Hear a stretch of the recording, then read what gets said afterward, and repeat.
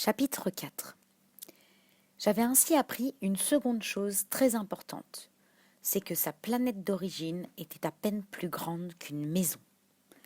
Ça ne pouvait pas m'étonner beaucoup. Je savais bien qu'en dehors des grosses planètes comme la Terre, Jupiter, Mars, Vénus, auxquelles on a donné des noms, il y en a des centaines d'autres qui sont quelquefois si petites qu'on a beaucoup de mal à les apercevoir au télescope. Quand un astronome découvre l'une d'elles, il lui donne pour nom un numéro. Il l'appelle par exemple l'astéroïde 3251. J'ai de sérieuses raisons de croire que la planète d'où venait le Petit Prince est l'astéroïde B612.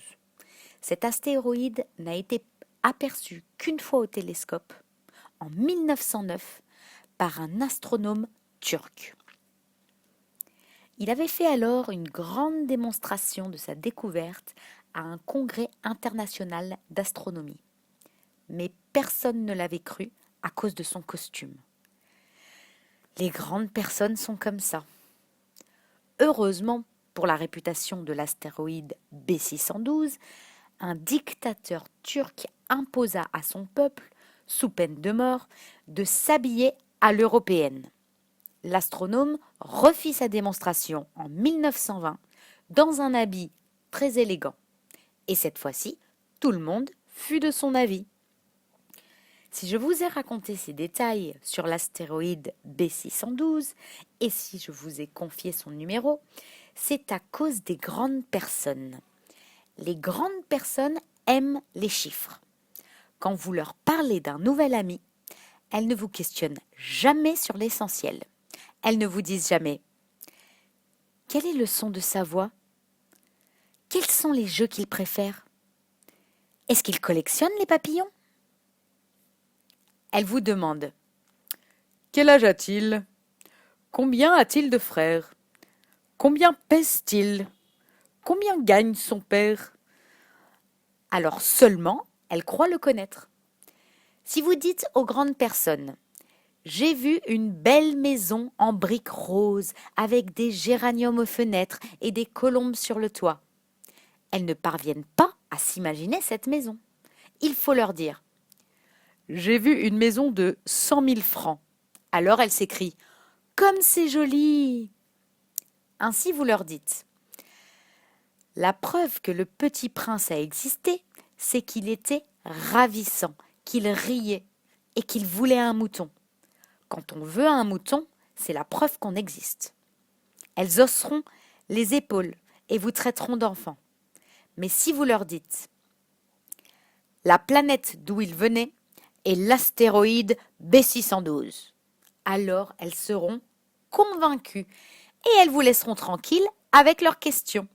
Elles sont comme ça. Il ne faut pas leur en vouloir. Les enfants doivent être très indulgents envers les grandes personnes. Mais bien sûr, nous qui comprenons la vie, nous nous moquons bien des numéros. J'aurais aimé commencer cette histoire à la façon des contes de fées. J'aurais aimé dire « Il était une fois un petit prince qui habitait une planète à peine plus grande que lui et qui avait besoin d'un ami. » Pour ceux qui comprennent la vie, ça aurait eu l'air beaucoup plus vrai. Car je n'aime pas qu'on lise mon livre à la légère. J'éprouve tant de chagrin à raconter ces souvenirs. Il y a 6 ans déjà que mon ami s'en est allé avec son mouton. Si j'essaie ici de le décrire, c'est afin de ne pas l'oublier. C'est triste d'oublier un ami. Tout le monde n'a pas eu un ami. Et je puis devenir comme les grandes personnes qui ne s'intéressent plus qu'aux chiffres. C'est donc pour ça encore que j'ai acheté une boîte de couleurs et des crayons. C'est dur de se remettre au dessin à mon âge, quand on n'a jamais fait d'autres tentatives que celle d'un beau à fermer et celle d'un beau à ouvert à l'âge de 6 ans. J'essaierai bien sûr de faire des portraits les plus ressemblants possibles. Mais je ne suis pas tout à fait certain de réussir. Un dessin va et l'autre ne ressemble plus. Je me trompe un peu aussi sur la taille. Ici, le petit prince est trop grand. Là, il est trop petit. J'essaye aussi sur la couleur de son costume. Alors je tâtonne comme ci et comme ça, tant bien que mal. Je me tromperai enfin sur certains détails plus importants. Mais ça, il faudra me le pardonner. Mon ami ne donnait jamais d'explication. Il me croyait peut-être semblable à lui. Mais moi, malheureusement, je ne sais pas voir les moutons à travers les caisses. Je suis peut-être un peu comme les grandes personnes. J'ai dû vieillir. Chapitre 5. Chaque jour, j'apprenais quelque chose sur la planète, sur le départ, sur le voyage. Ça venait tout doucement, au hasard des réflexions. C'est ainsi que, le 3e jour, je connus le drame des baobabs. Cette fois-ci encore, ce fut grâce aux moutons, car brusquement le petit prince m'interrogea, comme pris d'un doute grave. C'est bien vrai, n'est-ce pas, que les moutons mangent les arbustes? Oui, c'est vrai. Ah, je suis content. Je ne compris pas pourquoi il était si important que les moutons mangeassent les arbustes. Mais le petit prince ajouta. Par conséquent, ils mangent aussi les baobabs. Je fis remarquer au petit prince que les baobabs ne sont pas des arbustes, mais des arbres grands comme des églises, et que, si même il emportait avec lui tout un troupeau d'éléphants, ce troupeau ne viendrait pas à bout d'un seul baobab. L'idée du troupeau d'éléphants fit rire le petit prince. Il faudrait les mettre les uns sur les autres. Mais il remarqua avec sagesse. Les baobabs, avant de grandir, ça commence par être petit. C'est exact. Mais pourquoi veux-tu que tes moutons mangent les petits baobabs? Il me répondit. Ben, voyons, comme s'il s'agissait là d'une évidence. Et il me fallut un grand effort d'intelligence pour comprendre à moi seul ce problème.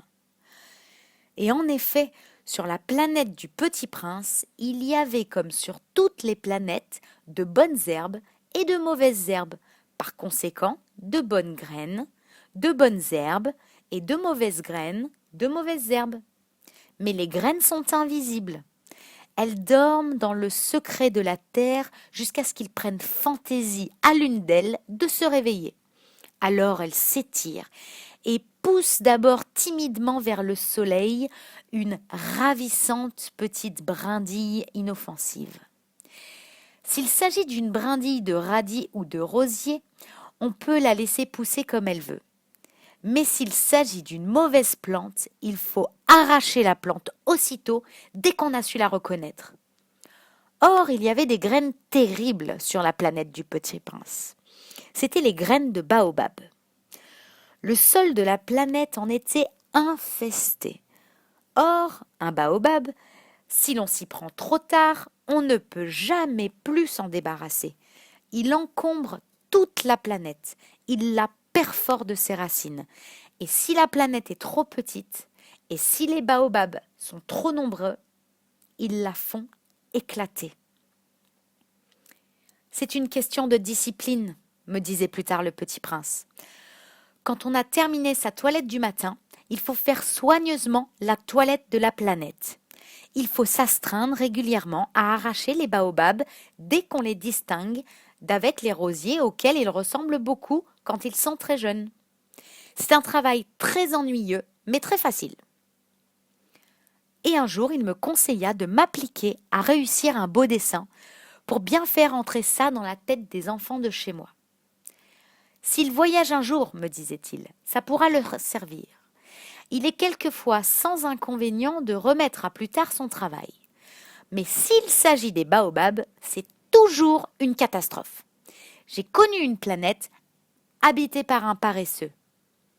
Il avait négligé 3 arbustes. Et sur les indications du Petit Prince, j'ai dessiné cette planète-là. Je n'aime guère prendre le ton d'un moraliste. Mais le danger des baobabs est si peu connu, et les risques courus par celui qui s'égarerait dans un astéroïde sont si considérables, que pour une fois, je fais exception à ma réserve. Je dis « Enfants, faites attention aux baobabs !» C'est pour avertir mes amis d'un danger qu'ils frôlaient depuis longtemps, comme moi-même, sans le connaître, que j'ai tant travaillé ce dessin-là. La leçon que je donnais en valait la peine. Vous vous demanderez peut-être, pourquoi n'y a-t-il pas dans ce livre d'autres dessins aussi grandioses que le dessin des baobabs? La réponse est bien simple. J'ai essayé, mais je n'ai pas pu réussir.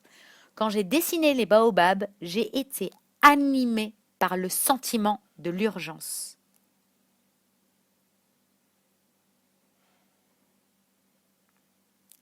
Chapitre 6.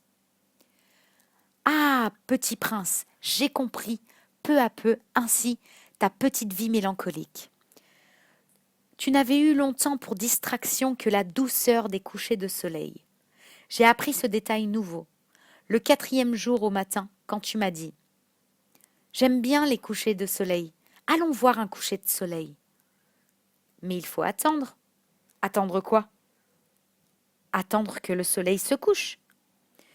Tu as eu l'air très surpris d'abord, et puis tu as ri de toi-même, et tu m'as dit « Je me crois toujours chez moi. » En effet, quand il est midi aux États-Unis, le soleil, tout le monde le sait, se couche sur la France.